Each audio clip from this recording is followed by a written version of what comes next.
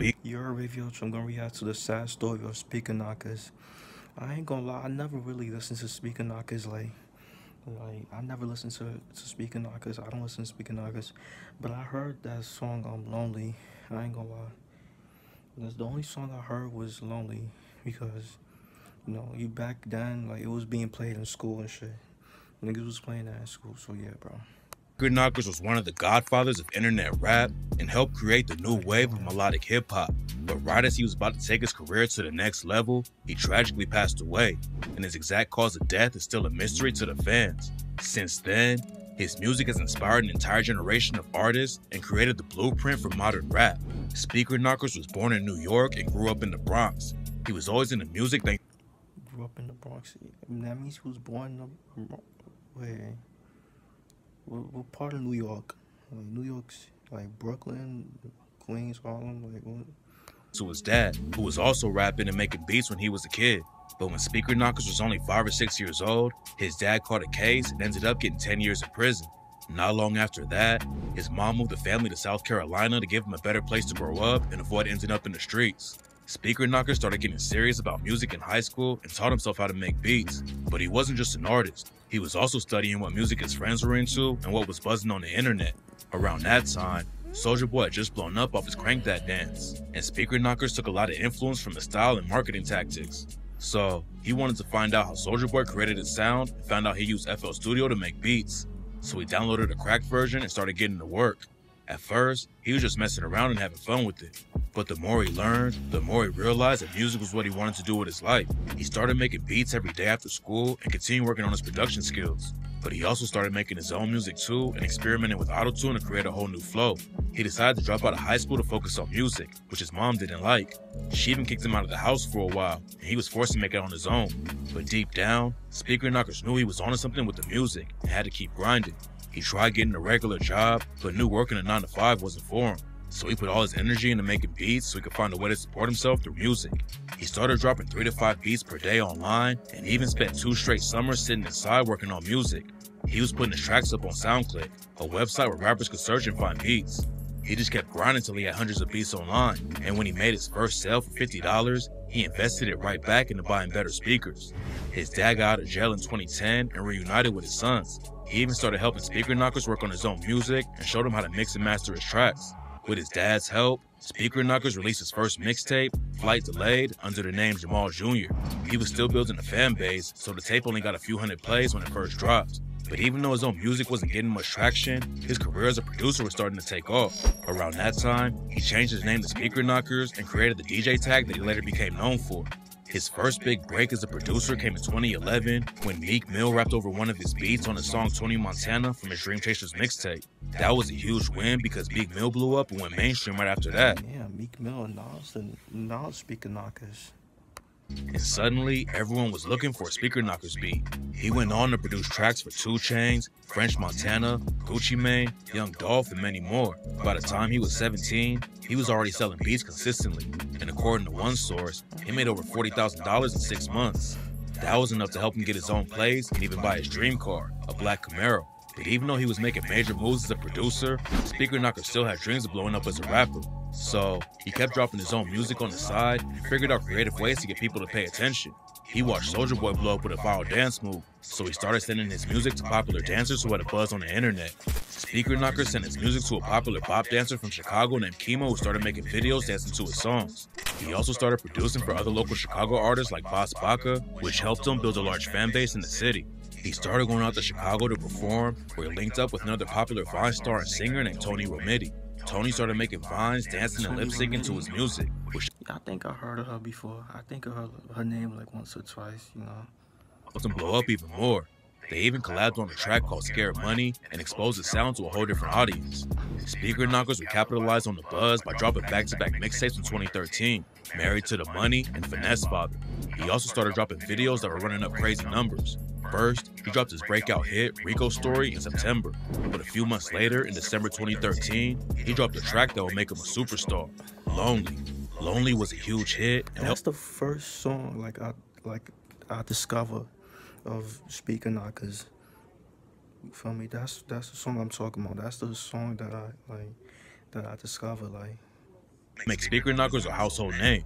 He was one of the first artists to mix auto-tune flows with a production inspired by trap and drill music.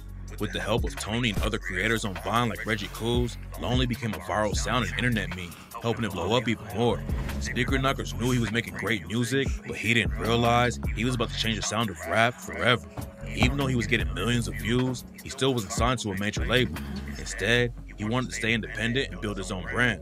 He set up his own indie label, Taliban's Entertainment, and released all his music independently through the internet. So, Speaker Knockerz was well on his way to becoming a triple threat, a superstar rapper, producer, and a record executive.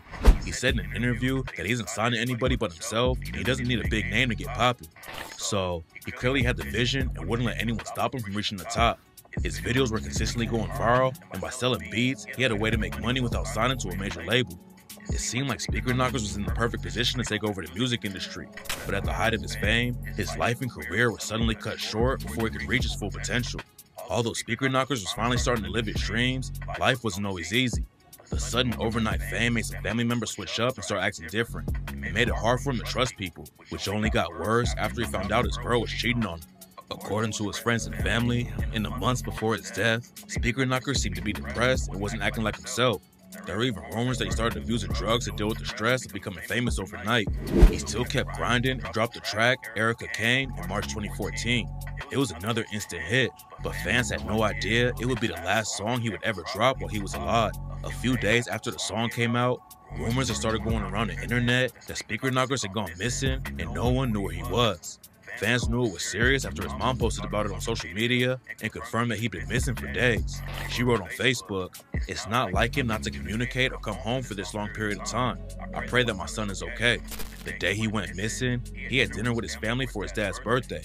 He dropped his dad and brother off at home and told him he would be right back because he left something important.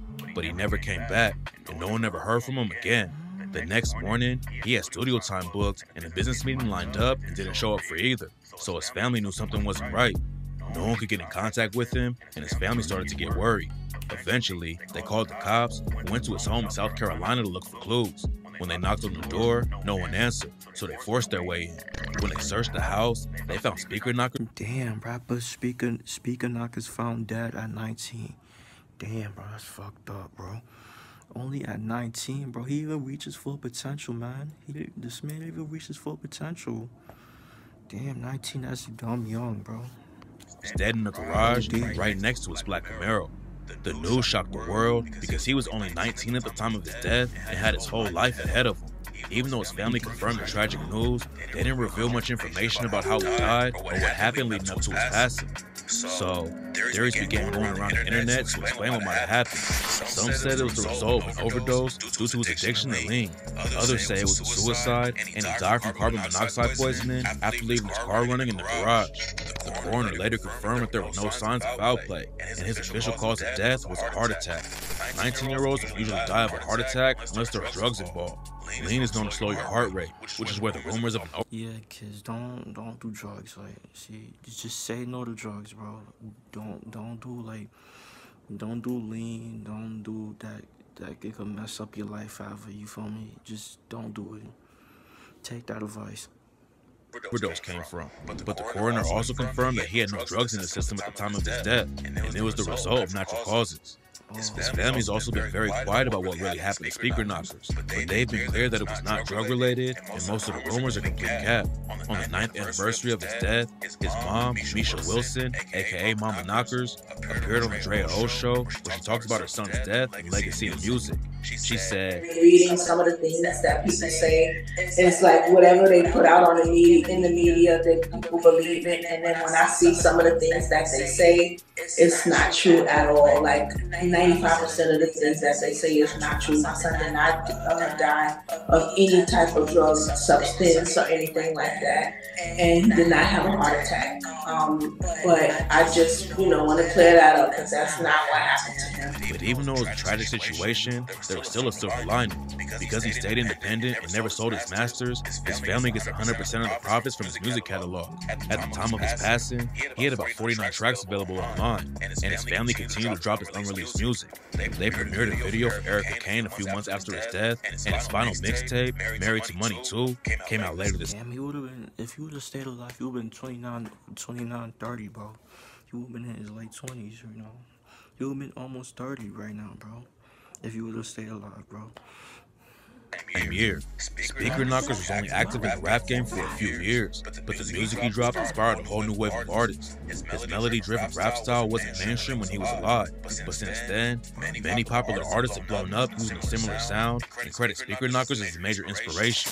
A few months after his death, Kodak Black released a remix of Lonely called Off of 14. Kodak blew up not long after that, and in the next few years, more and more artists would give Speaker Knockerz the flowers he deserved.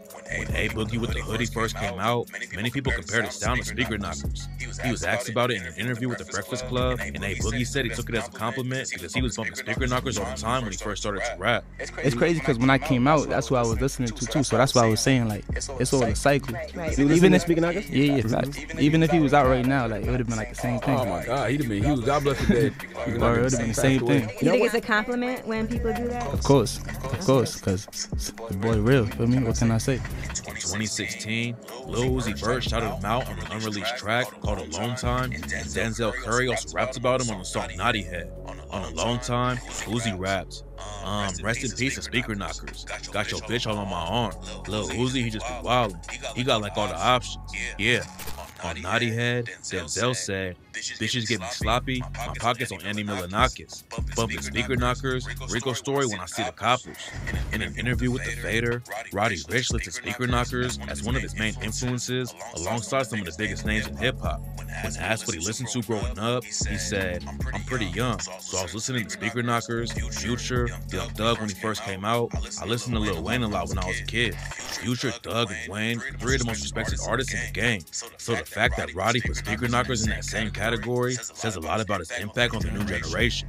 Even rappers who you might not expect to be inspired by that wave have given Speaker Knockerz his credit. In a recent interview with Billboard, T Grizzly said that Rico Story was one of the best storytelling rap songs of all time. So even though he didn't live long enough to watch it all unfold, Speaker Knockerz had a legendary run that gave birth to a whole new sound. Fans may never know the exact details about his death, but his memory will live on through the music he left behind. Okay, that's the vid, you feel me?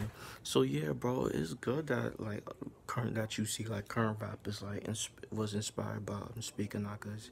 As y'all see, like A Boogie, Lil Uzi Vert, Roddy Ricch, Denzel Curry, all those rappers like you know, Kodak Black, all those rappers was inspired by like Speaker Knockerz, you feel me?